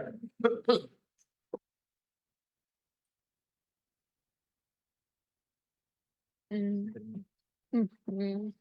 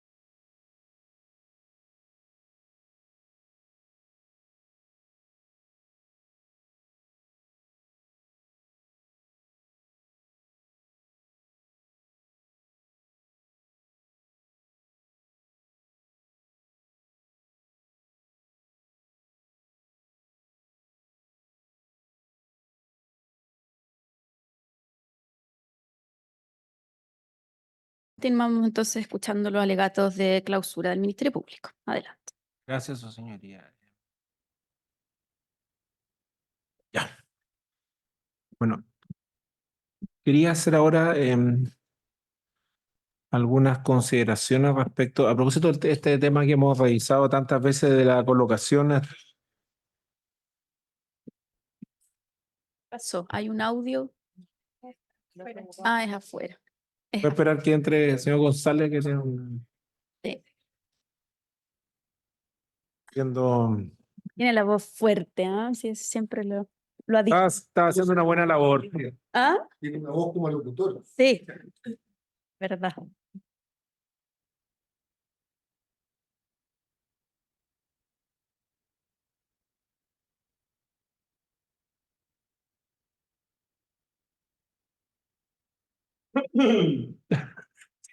Es que tiene una voz de locutor usted que no puede desconocer, entonces tiene que irse como 2 cuadras más allá si quiere. Y además hacer soy una llamada. sordo, eso hace que hable. Ya, fiscal. Ya, bueno, no, lo que yo le decía era que a propósito de este tema de la colocación, estratificación e integración, nos parece relevante señalar algo en cuanto a qué relación tiene esto con respecto al iter criminis del delito de lavado de activos, ¿ya? Para dejar planteado este tema que nos parece que es importante. Ya,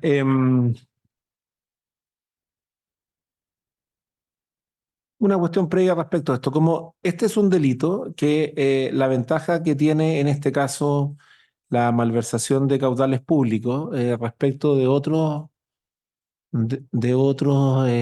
delitos precedentes es que el delito de malversación de caudales públicos, como son bienes que en definitiva provienen de una fuente inicial lícita y que está sometida a la contabilidad general del Estado, etcétera, como lo podemos ver en este caso. Eso nos ha permitido, en el caso actual y en general en este tipo de delitos, que exista una trazabilidad o se puedan delimitar los alcances del delito precedente, a diferencia de otros casos como en el tráfico de drogas y otros, donde obviamente los alcances del delito precedente son bastante difíciles, sobre todo porque en el delito de tráfico de drogas, trata de personas, tráfico de especies protegidas, etcétera, se da la paradoja que precisamente los delitos base que se descubren son aquellos que no producen ganancias para organizaciones ilícitas, ¿ya? Que tienen esa paradoja que siempre, bueno, que siempre ha existido. Respecto a la etapa de colocación, ahora volviendo a la etapa de colocación del dinero ilícito, obviamente la etapa de colocación marca hechos delictivos que empiezan a consumar este delito o que consuman este delito. De hecho, está la sentencia del Cuarto Tribunal de Juicio Oral en lo Penal que citamos anteriormente, donde establece que ya la etapa de colocación de los hechos se entienden, deben sancionarse. Y la verdad es que esta cuestión no es una, si bien no lo cita en particular el fallo, dice relación básicamente con que cuestiones tales como la contratación de cuentas o las cajas de seguridad son actos preparatorios de carácter punible porque ya son maniobras encaminadas directamente a la comisión del delito y ya son principios de ejecución del delito de lavado de activos. Ya al respecto, solamente para citar brevemente, por ejemplo, el profesor Curi señalaba que había tentativa, es decir, había principio de ejecución del delito, cuando el culpable da principio a la ejecución del crimen o simple delito por hechos directos, lo cual equivale a decir que la tentativa se configura cuando el sujeto ha iniciado la realización de la acción típica y no ha llegado a completarla. Esto es parte general, Enrique Curi, página 550. También el profesor Garrido dice que la ley señala que actos constituyen para ella iniciación de la ejecución del delito, lo que debe determinarse con el tipo que no solo comprende la consumación, sino también la tentativa. Y por último, para citar al profesor Politov, él dice que una vinculación natural y necesaria de los actos con la acción descrita en el tipo legal, univocidad objetiva y peligro inminente para el bien jurídico. Esto lo señala el profesor Politov en el libro que se denomina Actos preparatorios del delito, tentativa y frustración, Editorial Jurídica de Chile, 1999. En suma, lo que todos estos autores dicen que vinculan el principio de ejecución con la realización de la acción típica, toda aquella que está contenida en concreto en el tipo penal, y por eso esto lo vinculo con estos actos preparatorios punibles que nosotros consideramos como son la contratación de cuentas y sobre todo la contratación de cajas de seguridad, donde obviamente hay una acción ya que está contenida en el tipo penal, que es la ocultación en particular respecto a eso. Ahora bien, la discusión eventual que podría producirse acá si la colocación es principio de ejecución es tentativa, la verdad es que carece de relevancia jurídica en nuestro derecho, y esto es porque la ley 19.913 en el artículo 33, letra D, dice que son aplicables para el juzgamiento del delito de lavado de activos las normas de la ley 20.000 en particular, dice, son varias normas, pero la que es importante para nosotros es la que dice reglas sobre consumación del delito. Es decir, las reglas sobre consumación del delito de lavado de activos, de acuerdo a lo que dispone nuestro ordenamiento jurídico, son aquellas que establece la ley 20.000, ¿ya? Con un reenvío. ¿Y qué dice la ley 20.000 respecto a la consumación ahora del delito de lavado de activos? Dice que los delitos de artículo 18, los delitos de que trata esta ley se sancionarán como consumados desde que haya principio de ejecución. Es decir, si se quisiera solamente considerar a la colocación, yo difiero de lo anterior, pero bueno, si alguien quisiera considerar que la etapa de colocación es meramente una etapa de principio de ejecución de tentativa del delito de lavado de dinero, la verdad es que para los efectos jurídicos, penales y para los efectos de nuestro ordenamiento jurídico, eso equivale a delito consumado, ya por una ficción legal que es plenamente aplicable en este caso. Por lo tanto, necesariamente esta cuestión plantea aquello que plasma ya la sentencia que habíamos citado anteriormente. De hecho, en la Convención de Palermo, en el artículo 6, letra 1, letra B, doble I, dice que la Convención de Palermo menciona de manera expresa el intento de cometer los delitos de lavado cuya sanción debe someterse a los conceptos básicos del ordenamiento jurídico de cada Estado. ¿Cuáles son los conceptos básicos del ordenamiento jurídico de nosotros?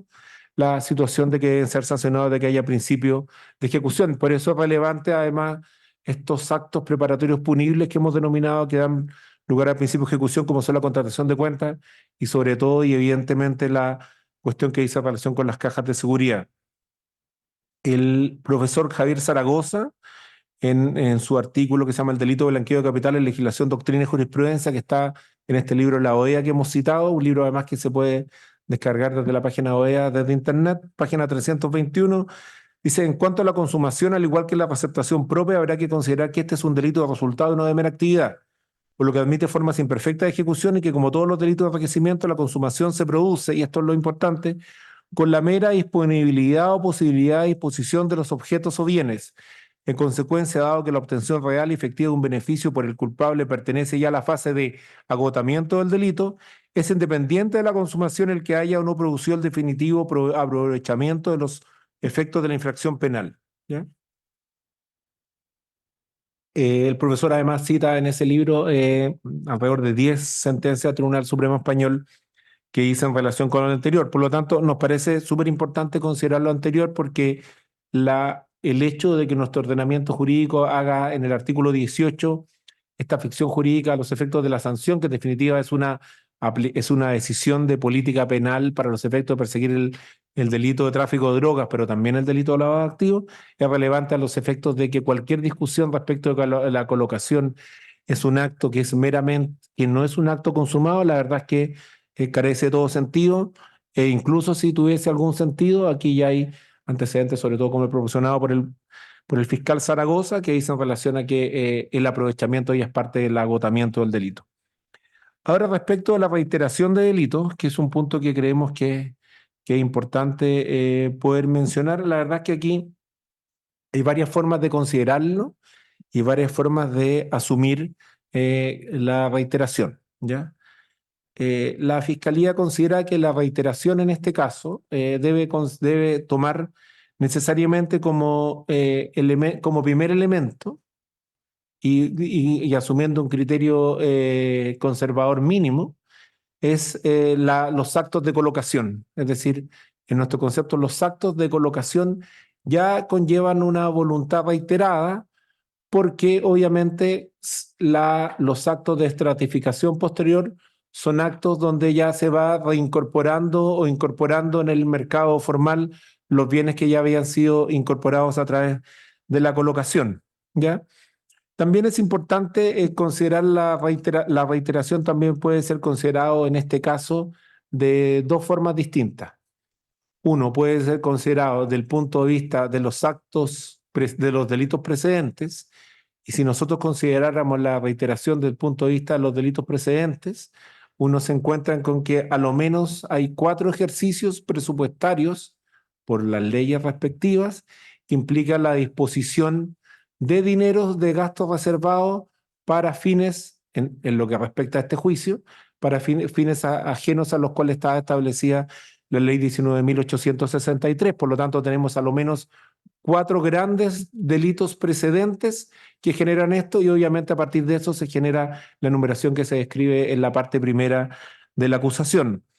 Y también puede ser considerado, sumado al anterior, las circunstancias de la naturaleza de los actos de lavado que se ejecutan posteriormente, porque obviamente uno podría considerar un criterio temporal, es decir, el lavado, las órdenes que daba el señor Fuentealba para que fuera Hidalgo a 3 bancos distintos, uno lo podría considerar como un acto, un solo acto de lavado respecto a ese día.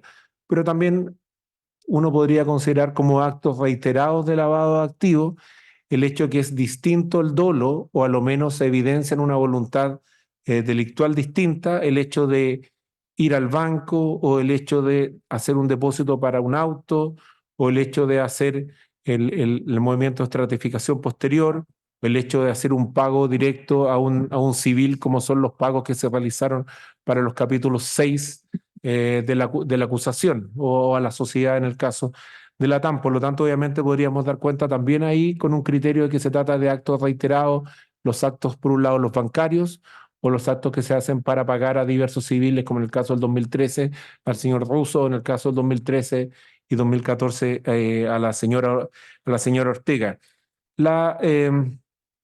Lo que encontramos respecto a la reiteración de delitos, que es un tema, la verdad es que tiene algún grado de controversia en la doctrina, es que, por ejemplo, se cita por parte del profesor Isidoro Blanco en este libro que les mencioné anteriormente. Él dice que estamos en presencia del...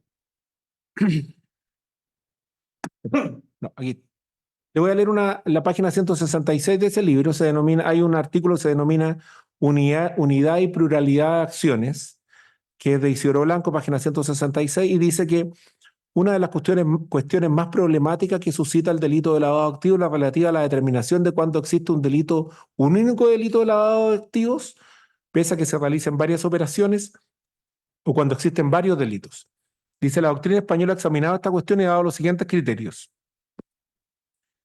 Existe un único delito de lavado cuando los bienes de origen delictivo son sometidos de manera sucesiva y reiterada a distintas operaciones para su reciclaje. Todas estas operaciones sirven al mismo fin, lavado activo, por lo que han de ser considerados como un único delito. Esto, la verdad, es que recoge este tema de que la colocación y estratificación posteriores son un solo delito. También dice: también existe un único delito cuando el mismo individuo que va a lavar dinero de origen delictivo aprovecha tales comportamientos de lavado para reciclar a su vez bienes que proceden de otros delitos con el objeto de lavar todos los bienes conjuntamente, cuestión que no se da en este caso. Habrá unidad típica de acción en los casos en que se realizan varias operaciones para lavar una gran cantidad de dinero, por ejemplo, realizando múltiples transferencias de pequeñas cantidades. Cuando se realizan estas operaciones fraccionadas, se está en presencia de una única operación global de lavado de dinero, ¿ya? Por contra, existirán varios delitos de lavado cuando se realicen múltiples transferencias por un sujeto para llevar a cabo varias operaciones de lavado de dinero de distinta procedencia. Imaginemos la organización que se dedica al lavado cometerá varios delitos cuando lave dinero de distintos delincuentes. En estos casos se planeará la posibilidad de aplicar el denominado delito continuado, ahí donde la legislación penal de cada estado lo prevé. Sabemos que en nuestro estado el delito continuado no tiene cabida desde el punto de vista jurisprudencial, pero lo que sí es relevante, tomando el último criterio que es una cita sobre todo de un profesor que se llama Palma Herrera, el delito de blanqueo de capitales, que lo que sabemos es que los bienes que se lavaron en este caso, que son los bienes que en definitiva son materia de los capítulos de la acusación respecto al lavado de activos, provienen de varios delitos, porque necesariamente no se cometió un solo delito de malversación de caudales públicos, sino que a lo menos, y esto es tomando un criterio que se cometió uno por cada año que se dispuso el dinero, o se cometió uno por cada oportunidad que se dieron órdenes para los efectos que estos dineros se sustrajeran del patrimonio fiscal y que cuando estaban almacenados ahí en las oficinas del señor Cortés. Respecto, señoría, quisiera ir terminando, me quedan alrededor de unos minutos, pero le pido, si es posible, alargarlo un poquito más ya. Sí, lo que quería señalar algunos indicios que cubren en general todo el conjunto de actos de lavado de activos. Puede ser que uno que otro lo haya mencionado anteriormente, pero nos parece relevante analizarlo en su conjunto. En primer lugar, si uno revisa las cuentas del matrimonio, uno se da cuenta, uno percibe que no hay giros en cajero automático en todo el dinero, en todo el periodo investigado, pero en sentido contrario sí fluyen grandes cantidades de dinero en efectivo hacia las cuentas y hacia terceras personas. En el año 2014, cuando el señor Fuentealba se va de la comandancia en jefe y recibe este maletín del señor Sergio Vázquez, aparece una sucesión de inversiones, pagos y gastos. Por ejemplo, se compran $30.000 segunda cuenta el documento 68, página 28. Luego se invierten en moneda extranjera y estos fondos provenían de la cuenta corriente. Las primas de seguro de que tratamos en el 2.1, si se revisan, el alza coincide con los primeros meses que el señor Fuentealba asume su mandato y la baja coincide cuando el señor Fuentealba sale de su periodo constitucional. Se manifestó, por otra parte, como por ejemplo lo vimos hoy día a propósito de la compra y recompra de departamentos, en particular Cerro Colorado 6130, que hay escrituras públicas, en particular esa, que no respondían a la realidad, sino que no eran escrituras públicas donde habían montos que no eran efectivos. Si uno revisa las declaraciones del señor Fuentealba cuando declaró ante su señoría, cuando se declaró sobre el documento 123, sobre el documento 71, sobre el documento relativo a las inversiones, etcétera, siempre había una memoria extraordinaria y muy detallista para los efectos de responder a aquellos movimientos que no decían relación con la acusación. Pero cuando se trataba de movimientos que mayormente decían relación con la acusación, y es cosa de revisar las respuestas que se dieron a este fiscal cuando le preguntó, la verdad es que no, la buena memoria ya no existía en los mismos términos anteriores. Está la inclinación, por ejemplo, de realizar y que hubo un cambio en la perspectiva de inversiones del señor Fuentealba, es que el 12 de marzo, es decir, 3 días después de asumir, cuando uno se imagina que una persona está llena de actividad, etcétera, como consecuencia de este nuevo cargo, el señor Fuentealba ya está comprando acciones, documento 414 por parte de la defensa. Los dineros, el señor Fuentealba, por ejemplo, dijo también acá que él había guardado una cantidad de dinero en que eran de su padre, él lo guardó cuando no tenía cajas de seguridad, y si uno revisa, por ejemplo, las declaraciones del señor Fuentealba, audio 26, y esto no lo dije antes porque no tenía el dato, en la casa del señor Fuentealba era custodiada por 10 efectivos del ejército en cada turno, es decir, 10 efectivos del ejército. Me imagino que a cualquier persona le darían la seguridad necesaria para confiar en una casa respecto a aquello que era la seguridad y no pensar que le iban a robar esas pertenencias, que obviamente antes no existía esa aprehensión. No puede ser creíble, su señoría, que para los efectos de justificar inversiones, justificar una tenencia del año 2010, se pretendan exhibir documentos que dan cuenta de operaciones, como por ejemplo se exhibió un documento del 30 de marzo de 1994, documento de la madre del señor Fuentealba, documento que la Fiscalía no duda que haya existido y que sea un documento que sea real, pero que a propósito de esos documentos o a propósito, por ejemplo, de un auto que se ganó en el año 1984, que tampoco estamos hablando de un auto que implique una gran cantidad de dinero, se pretenda justificar movimientos en efectivo que ocurren 25 años después. La verdad es que eso se aparta del sentido común y de las máximas de experiencia en términos absolutos. También, su señoría, es relevante que en el audio 26, el señor Fuentealba, minuto 19, se le consultó por qué no se llevaba una contabilidad o un registro de estos gastos reservados. Él dijo que era algo que venía de siempre, que se destruyeran las boletas, y cuando se le preguntó si había dispuesto alguna instrucción en contrario, dijo obviamente que no, porque era más conveniente todo este sistema de destruir aquello que pudiese dar cuenta a futuro, y además destruir, porque así después iba a venir un perito como el señor del Valle a decir no estaba todo destruido, como la Fiscalía pretende acreditar trazabilidad en este caso. También en un momento, su señoría, se pretendió justificar que en algunos casos el señor Fuentealba estaba con permiso administrativo cuando estaba fuera de Chile, y por eso se habían realizado ciertos gastos, lo cual además es un contrasentido, porque lo que se ha tratado de decir todo este tiempo es que él iba al extranjero, recibía viáticos, que estos viáticos le generaron un incremento patrimonial, etcétera. Entonces, como ahora se pretende decir que estaba con permiso administrativo, entonces, ¿eso será que se cometió otro delito más? Nos parece que es bastante extraño.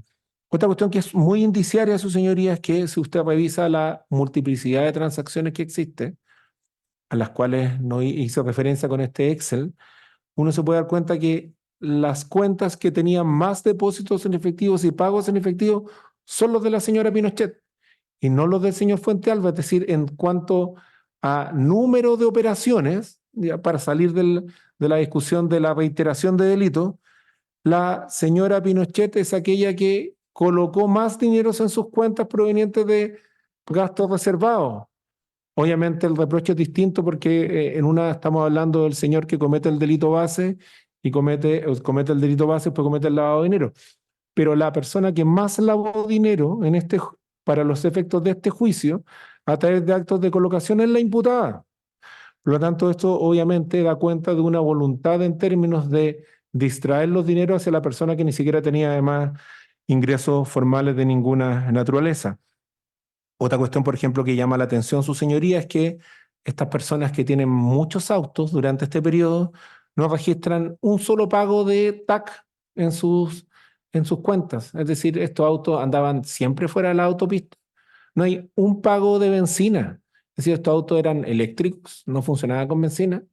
Estos autos no pagaban nunca patente, estaban exentos de pagar patente, lo cual obviamente llama poderosamente la atención, y de otro, obviamente, otros pagos de servicio que son los normales que se pueden encontrar en una persona. Su señoría, si uno revisa el informe de tipologías y señales de alerta de lavado activo del 2023, que es un informe de la Unidad de Análisis Financiera, este informe analiza desde el año 2017 al 2022 79 casos en los cuales hubo condenas por delito de lavado activo. Entonces, y lo que analiza es cuáles son los productos más frecuentes con que se lavan activos por las personas. Y los más frecuentes son dinero en efectivo, 91% de los casos; cuentas bancarias, 38% de los casos; transferencias nacionales e internacionales, 35% de los casos; créditos, 24% de los casos. Es decir, en este caso se dan 4 de las modalidades más habituales de lavado activo, conforme a lo que es la jurisprudencia nacional. Y ahora bien, si uno ve las señales de alerta que se detectan de esos mismos fallos, es decir, fallos donde se acreditó que una persona había lavado dinero, lo que se emite normalmente en todos estos casos son operaciones que no se condicen con la capacidad económica y perfil del cliente, que aquí lo hemos visto en innumerables ocasiones. Cliente que realiza reiteradas operaciones a nombre de terceras personas; cliente que realiza transacciones de elevado monto y no declara un empleo remunerado de actividad acorde que justifique los montos; y cliente que en un corto periodo aparece como dueño importante y nuevos negocios o activos. Y el último, cambio repentino del comportamiento financiero de un cliente. Recordemos esta alza desmesurada desde 100 a 10.000 dólares de cupo de la tarjeta de crédito, que es absolutamente inexplicable. Su señoría,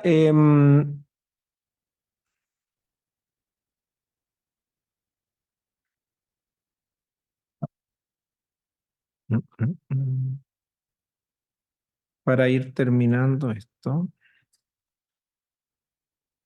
Su señoría, lo que hemos visto en este caso es es en definitiva la expresión de aquello que dijimos precisamente el primer día de este alegato de clausura que no se podía hacer, que es hacer algo más allá de lo que la ley expresamente lo permite, ¿ya? Como todos sabemos, la base de nuestro Estado de Derecho es que la ley obliga a todos y en particular, y esto es algo que viene desde el inicio de de la República, es que la ley obliga a todos, pero sobre todo a aquellos que detentan el monopolio de la fuerza o las armas, como es el Ejército de Chile.